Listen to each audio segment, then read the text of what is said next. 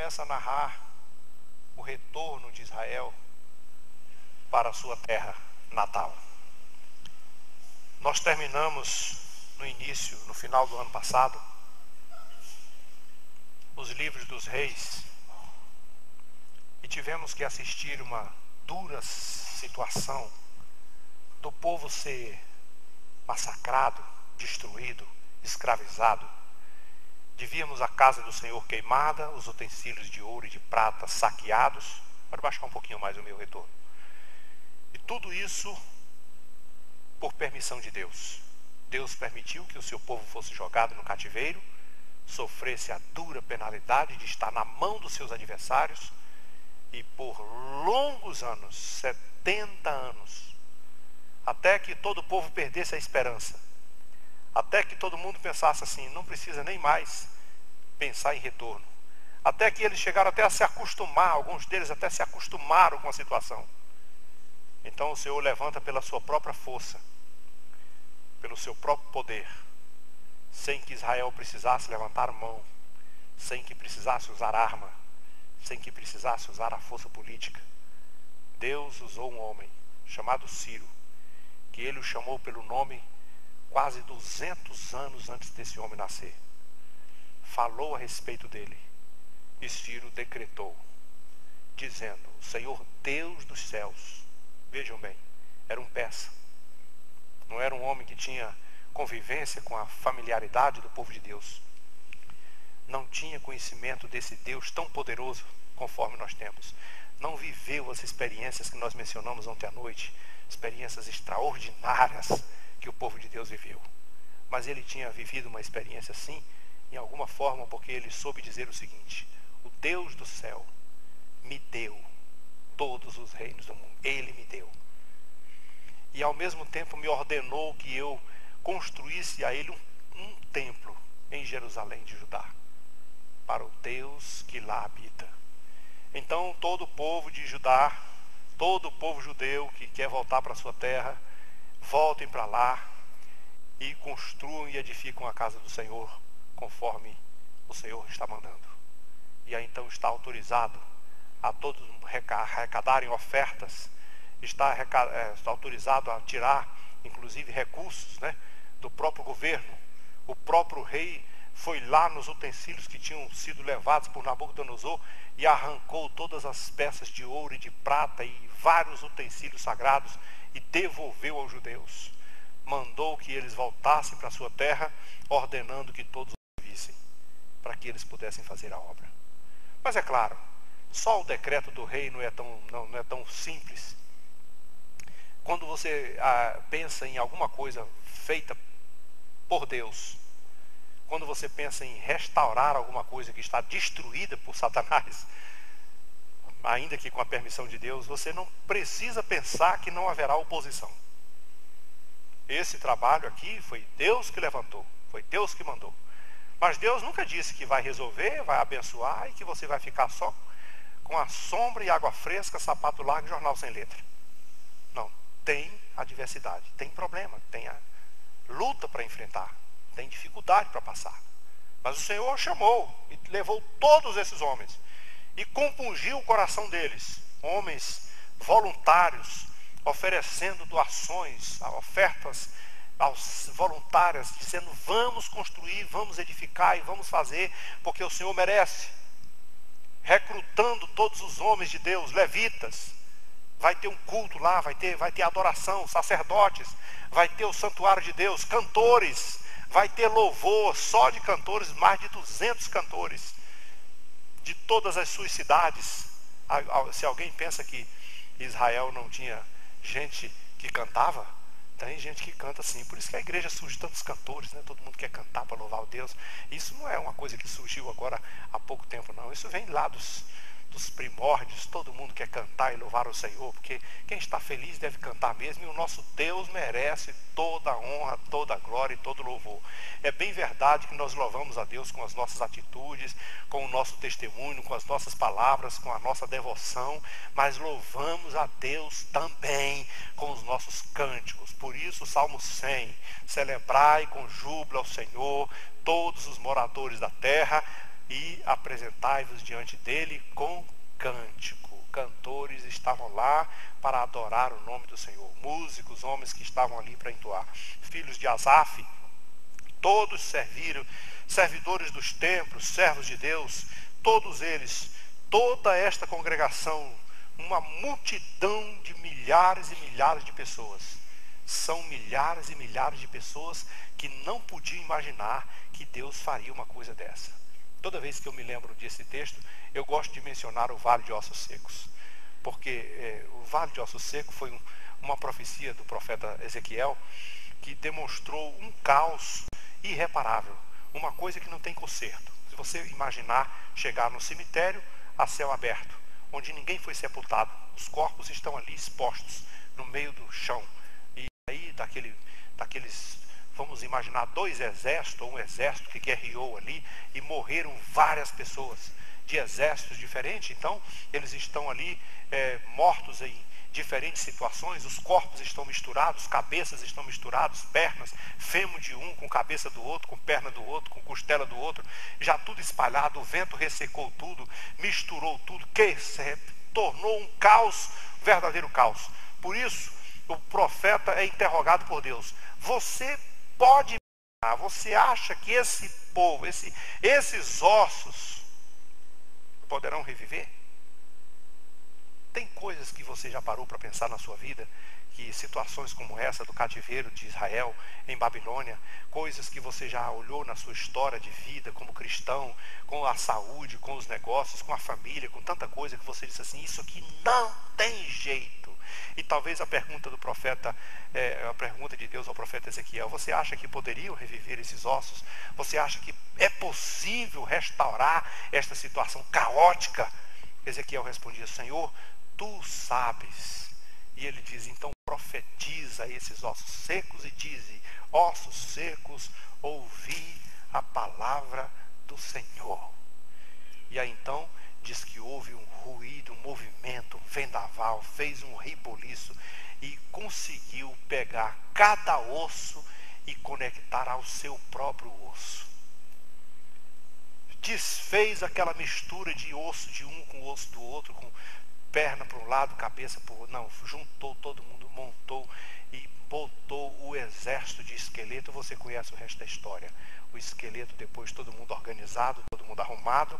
Criou-se depois nervos e carne, sangue correu nas veias e eles se levantaram e com a voz do Senhor soprando o espírito dos 4 ventos. Ou seja, o nosso Deus é um Deus que faz coisas impossíveis. E se Israel por algum momento pensou que tudo isso aqui, que a sua restauração seria impossível, Deus está dizendo, vocês vão ver outra coisa. Aquele templo sagrado que foi destruído, olha, que eu fico pensando, sabe o que é? Que geralmente quando Deus começa as coisas, ele começa pelo espiritual. Isso talvez não seja uma regra. Mas você já parou para pensar?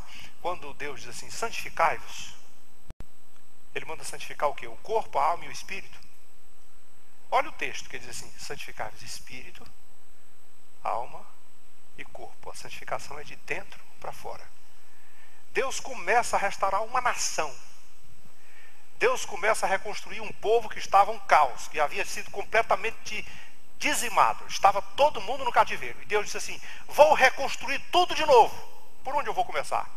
Vai lá e constrói um templo ao Deus de Israel. Então Deus começa com o espiritual. Não foi por acaso que Jesus falou assim, buscai primeiro o reino de Deus, a sua justiça, e todas as outras coisas vos serão acrescentadas. Você já parou para pensar que a gente faz o contrário? Primeiro a gente quer o emprego, depois a gente quer os negócios, depois a gente quer a casa, depois a gente pede o carro, depois a gente pede assim, você resolve aquele problema, cuida daquilo, resolve aquilo. Talvez nós tenhamos que pensar como Jesus nos ensinou. Primeiro vamos buscar dádivas celestiais, vamos buscar renovação das nossas vidas, vamos buscar santificação para o nosso interior, vamos buscar revestimento espiritual, vamos buscar comunhão com Deus e com o seu Espírito Santo, vamos buscar avivamento espiritual, e depois o Senhor vai acrescentar todas as outras coisas que sem perceber nós vamos imaginar, Deus, tudo isso aqui está aqui de novo. Não foi assim que Deus fez com Salomão? Salomão, você está aí, eu te dou o que você quiser, pode fazer, eu me agradei de ti, da tua oração, qualquer coisa que você pedir agora eu vou te dar. E aí ele diz assim, Senhor, eu só quero uma única coisa, me dá um coração sábio para eu poder conduzir esse povo com sabedoria. E Deus diz a ele assim, porque você não pediu riquezas em glória e nem pediu a destruição dos seus inimigos, eu te darei o que tu pediu e muitas vezes mais do que você não pediu. Deus começa assim, irmãos. Quer fazer uma reviravolta na sua vida? Quer fazer com isso de maneira extraordinária na sua vida? Comece com a sua vida espiritual. Comece com ela, para você ver o que Deus vai fazer. Então, o povo começou com esse propósito e por isso o povo abriu o coração. Vamos construir a nossa casa de novo, a casa de Deus de novo. E lá vem ouro, e lá vem prata, e lá vem tudo. Olha só, alguns dos cabeças de família vindo à casa do Senhor, o qual está em Jerusalém, deram voluntárias ofertas para a casa de Deus, para a restaurarem no seu lugar. Segundo os seus recursos, deram para o tesouro obra em ouro e prata, quantidades absurdas de prata e ouro, 1.000 daricos, 5.000 arratéis de prata e vestes sacerdotais e tudo que eles puderam colocar à disposição do Senhor para servirem ao Senhor. Então, agora nós vamos começar com a obra mais importante. E qual seria essa obra mais importante para restaurar a nação e construir um templo? Um templo seria, vamos dizer, uma estrutura, uma boa infraestrutura para se fazer os sacrifícios naquele período, para se fazer todas as outras coisas. Mas tinha uma coisa que ainda era prioridade. Eu quero que vocês reflitam sobre isso, para que nós também possamos colocar prioridade na nossa vida. E qual foi a prioridade? Chegando o 7º mês, estando os filhos de Israel nas cidades, ajuntou-se o povo como um só homem em Jerusalém. O povo não estava dividido não, o povo estava junto. O povo estava pensando a mesma coisa, queriam a mesma coisa. Não tinha ação, estava todo mundo coeso. E levantou-se Josuá, filho de Josadaque, e seus irmãos, sacerdotes, Zorobabel, filho de Sealtiel, e seus irmãos, e eles disseram assim, vamos edificar um altar ao Senhor. Tudo que você puder imaginar na vida, irmãos, começa aqui dentro. O altar do Senhor deve estar aqui, estabelecido no nosso coração. O sacrifício ao Senhor em primeiro lugar. A adoração ao Senhor em primeiro lugar. O culto ao Senhor em primeiro lugar. Acho que foi uma das grandes, os grandes marcos da história de Israel. Você sabe que Abraão, Isaac, Jacó, Josué, Moisés e tantos outros líderes, todos eles, num momento da sua vida, eles se preocuparam em erguer um altar ao Senhor para oferecer sacrifício ao Senhor. Talvez esteja na hora de perguntar lá no íntimo do nosso coração. Nós estamos orando, pedindo isso, pedindo aquilo, rogando, clamando, implorando, lutando, guerreando para conseguir as coisas. E a pergunta talvez seria assim, onde está edificado o meu altar de adoração ao Senhor? Onde eu coloquei? Eu preciso fazer esse altar.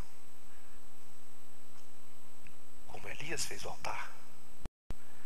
Ou pelo menos consertou o quebrado. Porque com o altar quebrado não funciona. Os filhos de Israel clamaram. Os profetas de Baal e de Azira clamaram, desesperaram, rasgaram o corpo, nada feito. Elias, peraí, é minha vez agora? Eu tenho que fazer uma coisinha primeiro aqui. O altar do Senhor não pode estar bagunçado desse jeito. Vamos fazer aqui uma arrumaçãozinha direitinho. Conserta aqui, conserta acolá, arruma daqui, coloca o sacrifício aqui, está tudo arrumadinho, tudo certinho. O altar do Senhor está em ordem. O altar do Senhor precisa estar em perfeita ordem. Quando estava tudo na ordem, Elias falou: agora vocês podem fazer o que vocês quiserem. Querem jogar água? Pode jogar. Joga água? Joga água no lugar que vai pegar fogo? Pode jogar. Joga água à vontade. A água está fugindo, faz um rego aqui para a água não sair. Prende a água aqui, segura ela. Joga mais. Pode jogar o tanto que vocês quiserem. E joga água, e mais água, e mais água. E faz do jeito que vocês quiserem. E bota o sacrifício, encharca, tudo deixa do jeito que vocês quiserem. Porque Elias vai fazer os seus 50 segundos de oração. Pai, agora com o altar prontinho, arrumadinho, eu vou fazer uma oraçãozinha. Só para esse povo saber que tu é Deus e eu sou teu servo. Manda fogo. 50 segundos de oração. Desceu fogo do céu e consumiu a água, a lenha, as pedras, o pó, o holocausto e tudo mais. Porque alguma coisa precisava ser dita naquele momento. Você se lembra de ontem à noite? Só o Senhor é Deus. Só Ele é Deus. Não tem outro. Então, isso que está acontecendo, do povo de Deus diz assim: vamos firmar. Firmaram o altar, as suas bases, e ainda estavam sob o terror dos povos de outras terras. Eles estavam sob ameaça, eles estavam sob perseguição, eles estavam dizendo: vocês não vão fazer isso aqui, vocês não vão fazer culto aqui, vocês não vão fazer templo nenhum aqui. E eles, mesmo assim, com toda a pressão e com todo o ataque do inimigo, eles fizeram holocaustos e ofereceram sacrifício de manhã e de tarde. Doa quem doer, morra quem morrer, mas eu vou adorar o meu Senhor. Tem hora que a gente precisa imaginar isso. Que adorar o Senhor, às vezes implica nessas situações. Não é sempre no mar de rosa, né? Não é sempre quando a maré está boa. É por isso que Jó enfrentou aquela situação adorando a Deus. E toda aquela prova e toda aquela luta para ele dizer assim: mas bendito seja o nome do Senhor. Ele merece, Ele é dono, Ele deu, Ele toma, mas Ele é digno de ser honrado, louvado, engrandecido. Nada vai atrapalhar o meu louvor. Vou continuar na presença dEle. Mesmo que aconteça o que acontecer. Você se lembra que Davi foi punido pelos seus próprios erros também, mas diante de todas as situações, Deus nunca lhe tirou um título: homem segundo o coração de Deus. Por que Davi tinha um homem segundo o coração de Deus? Porque acontecesse qualquer coisa na sua vida, debaixo da prova, debaixo da luta, debaixo das lágrimas, mas ele sabia de uma coisa: o meu Deus é único. E só Ele é digno da minha adoração.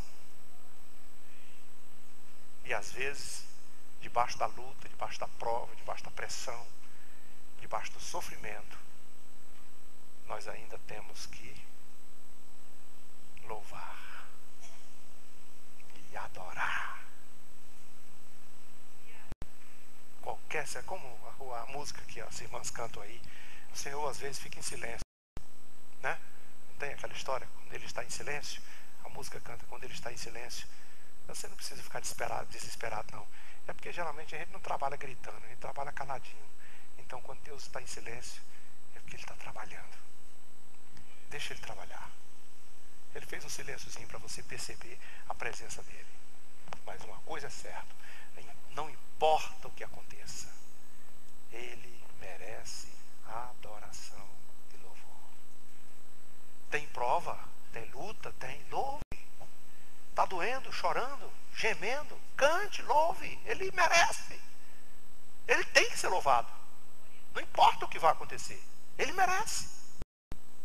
E louvar a Deus, além de poder louvar a Deus no santuário, você pode louvar a Deus dentro do seu carro, dirigindo. Pode louvar a Deus na sua casa, na sua panela, lá mexendo o seu cozido. Pode na sua, colado ou trabalhando com a sua vassoura, ou com a sua enxada, ou com qualquer instrumento da sua casa, ou mesmo de cima do telhado arrumando uma goteira, qualquer coisa. Em qualquer que seja a situação, louve ao Senhor. Celebraram a festa dos tabernáculos, como está escrito. Ofereceram um holocausto segundo o número ordenado para cada dia. E tudo que eles fizeram, desde o primeiro dia ao 7º mês, começaram a oferecer holocausto ao Senhor. Porém, ainda não estavam colocados os fundamentos do templo, mas já tinha altar. Sabe o que isso quer dizer, irmãos? Que às vezes não tem templo, mas tem altar. Né? Altar é uma coisa que você pode fazer em todo lugar. Você chegou na sua casa, achou uma cadeirinha lá no meio da rua, no meio da sala, e fez o seu altar. E entra na presença de Deus e adora a Deus.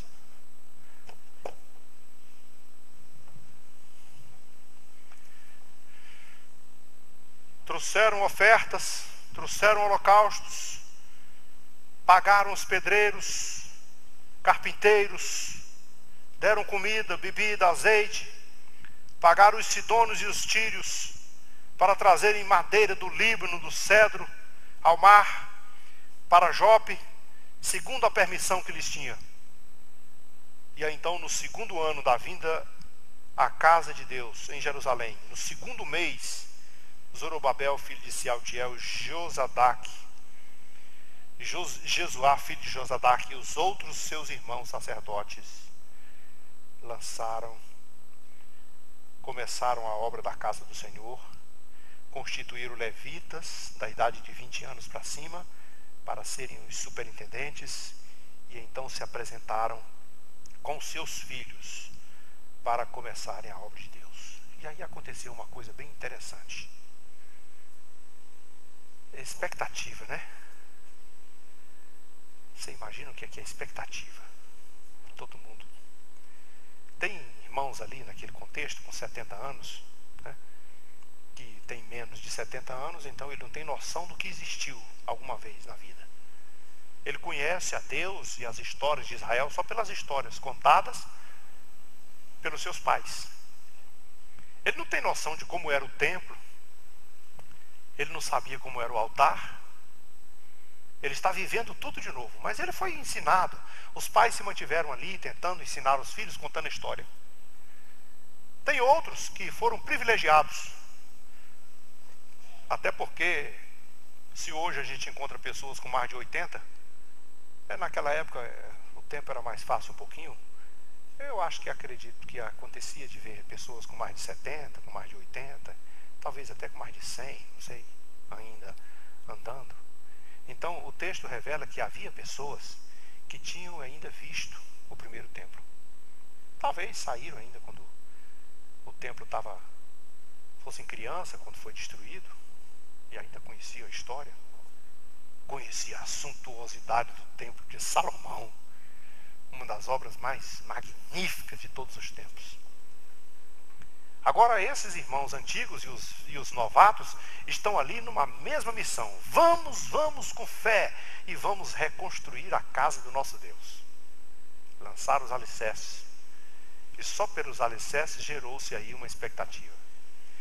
Quem nunca tinha visto um templo na vida, só de ver os alicerces arrepiaram os cabelos do braço todo e já começaram a chorar. De alegria, cantando e louvando, e quem sabe dizendo: glória a Deus, nós vamos vencer, nós estamos construindo o templo, aleluia.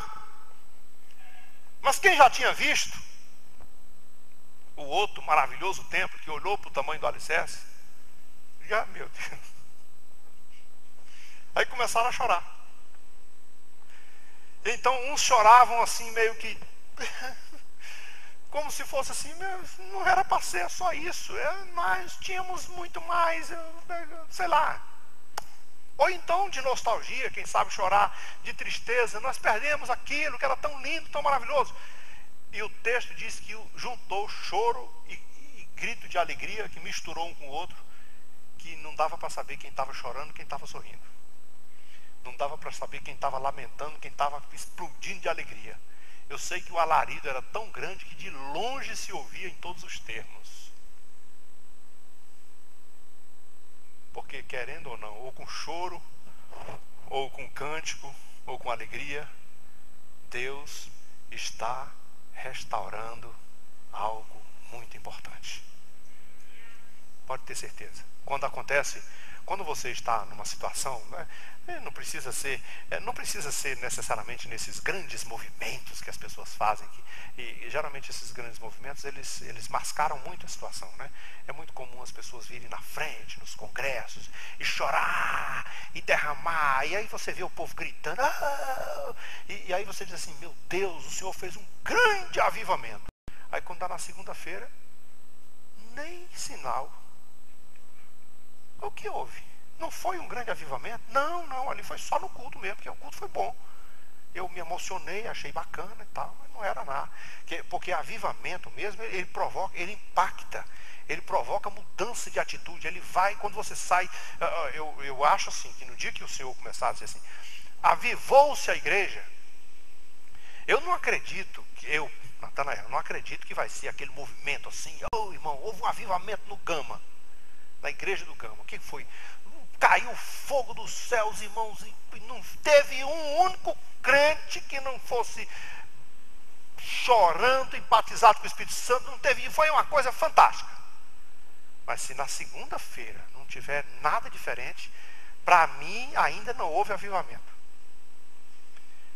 Vai haver avivamento para mim, na minha cabeça, quando o crente amanheceu o dia preocupado com a coisa. Eu tenho que ganhar alguém para Jesus. Quando ele pegar o ônibus, dentro do ônibus ele vai contagiando o tempo todo.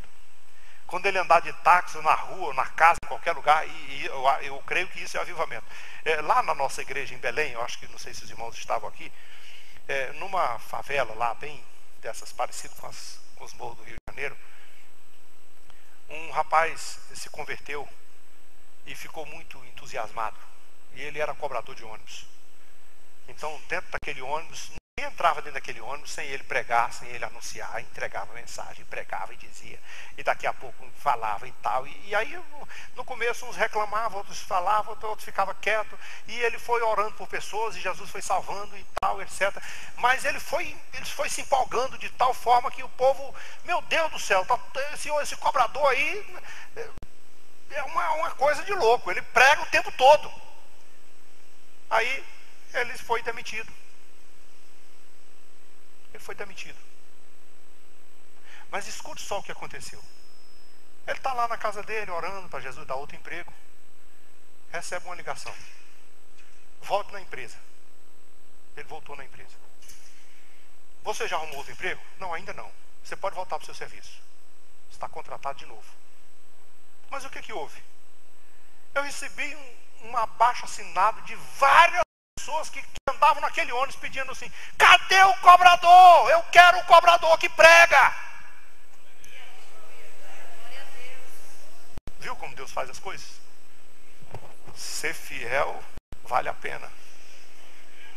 Então, quando um avivamento acontecer, irmão, você não vai se conformar com nada, não. Você vai sair pregando e orando e expulsando demônio e orando pelos enfermos e anunciando Jesus por tudo quanto é lado. Se a igreja amanhecesse a segunda-feira, todo mundo assim, sem que sequer tenha havido um culto especial no domingo, e todo mundo espalhar por todos os lados, dizendo assim, eu não sossego hoje se eu não orar por uma pessoa se convertendo ao Senhor, aí eu começo a dizer assim, agora sim, agora tem avivamento aí. Não é só de palavras, é de atitude. Mas esse povo aqui, eles estão chorando e sorrindo, porque eles estão trabalhando num empreendimento muito grande. Vocês vão ver no decorrer, tanto esse livro de Esdras como de Neemias, vocês vão ver que para construir isso aqui não foi uma coisa assim, no mar de rosas. Foi debaixo de muita pressão, de muita prova, de muita luta, de muito choro, de muita dificuldade. Mas sempre com muita vitória. E a vida cristã é assim, cheia de altos e baixos, cheio de lutas, cheio de provas, cheio de dores. Um dia você está gemendo, chorando. Outro dia você está dizendo, meu Deus, o que é que eu vou fazer da minha vida? E outro dia você está cantando, glória a Deus, como é que Deus fez um negócio desse que eu não sabia de onde saía esse resultado. E foi tudo resolvido. No outro dia, pendenga de novo, todo problema de novo. A vida cristã é assim, mas quando nós chegarmos lá no céu, nós vamos poder falar como falaram e como quem sabe estaria falando os grandes homens de Deus aqui. Você vai conversar com eles. Você já viu aquela música que você ouve assim, diz assim, lá eu vou encontrar o Abraão, o Jó, lá eu vou conversar com esses irmãos aí que passaram provas, né, com Isaías, esses homens. Irmãos, tem homens desses que foram cerrados no meio, crucificados, machucados, açoitados, batidos, de todo jeito, e sofreram tribulações. Você vai conversar com os homens desses lá no céu, imagina uma conversa, tenta imaginar. Irmão, e aí, como é que foi? Irmão, foi luta, foi difícil, foi sofrimento, mas eu orei, eu busquei, eu clamei, o Senhor me deu vitória, eu cheguei aqui, glória a Deus, o Senhor me deu... Ele vai ter o que contar. Agora ele perguntar, e a sua? Não, a minha foi só sombra e água fresca. Alegria o tempo todo, Jesus abençoando. De domingo a domingo, de janeiro a dezembro, não sofri nada, foi só Jesus abençoando o tempo todo. Não teve, nem tem nada para... Qual é a graça disso aí, irmão? Não existe isso. A vitória da igreja está em vencer a luta, a prova, e glorificar o nome do Senhor, dizendo, eu venci. Essa é que é a vitória. E nós vamos seguir a vitória do povo de Deus aqui. Se apresentaram os filhos de Israel, muitos dos sacerdotes, levitas e cabeças de família, já idosos, que pela primeira vez eles choraram, tudo bem, eles choraram pela emoção do momento, porque talvez não tivesse achando que a coisa seria tão boa. O Senhor vai dizer depois o valor dessa obra, né? Porque essa obra tem um valor extraordinário, mas no momento nem todo mundo reconhece isso. Mas o povo de Deus está feliz porque o Senhor está dando vitória. Nós vamos depois o seguinte: inimigos fazem tudo que pode para impedir a construção do templo. Tudo que podem. Perseguições, provações, lutas. Quando você tem um empreendimento espiritual, lutas vêm, perseguição vem, tentação vem. Não, para, você não vai, não, você não faz. Eu lembro do Neemias, nós não faz muito tempo que nós estudamos Neemias aqui, desses contemporâneo aqui desse Esdras, quase contemporâneo, né? Você vai ver Neemias em cima do muro, está já terminando, e o povo primeiro perseguiu com chantagem, depois perseguiu com a violência, tentaram matar, destruir, não teve jeito, depois tentaram perseguir com a falsidade, e tudo que eles puderam, todas as artimanhas que eles puderam, até que eles fingiram de amigo. Vamos lá em casa comer um churrasco, fazer uma festa, a gente precisa fazer as pazes e tal, etc, etc. Neemias não cedeu a nenhuma delas, simplesmente respondeu: estou envolvido numa grande obra e não posso descer. Temos que lutar pelos nossos objetivos e confiar no Senhor. Amém? Vamos orar ao Senhor.